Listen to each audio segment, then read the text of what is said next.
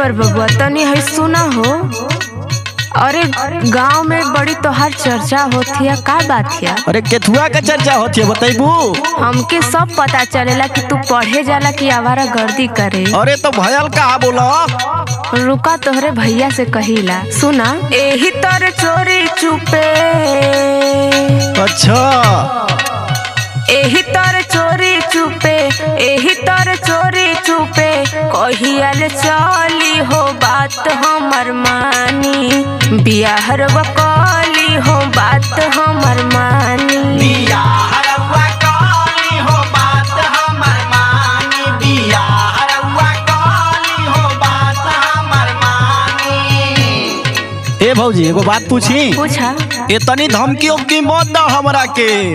अच्छा हाँ तो का कर ले बाहो? नहीं सब जानिला तोहरा बारे में। सुनो नहीं जादे गोर नहीं, नहीं जादे गोर नहीं, नहीं जादे गोर नहीं। चाही हमके करिया सुनाए भौजी, चाही सता बरती में हरिया सुनाए भौजी, चाही सता बरती में हरिया सुनाए भौजी, चाही हमके बरती में हरिया सुनाए भौजी, चाही हमके।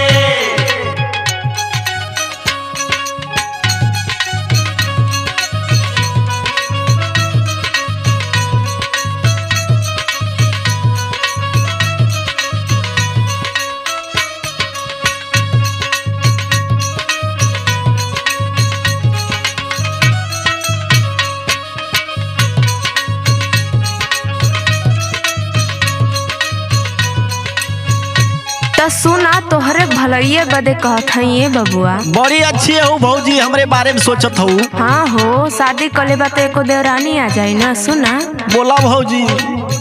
हल्ला करौले बाड़ा गौआ जवार में, गौवा जवार में हो, गौवा जवार में, गौवा जवार में हो, गौवा जवार में। कुछ बोल बा?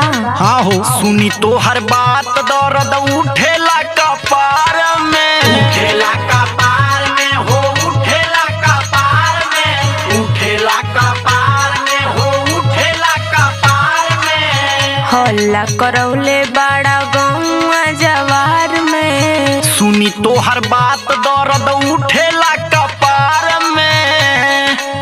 शादी के उमरिया तोहार। हाँ सुना है देवर बाबू, शादी के उमरिया तोहार, शादी के उमरिया तोहार जल्दी जाई ढाली हो बात हमर मानी। बियाह रउआ कली हो बात हमर मानी। बियाह रउआ कली हो बात हमर मानी। बियाह रउआ कली हो बात हमर मानी।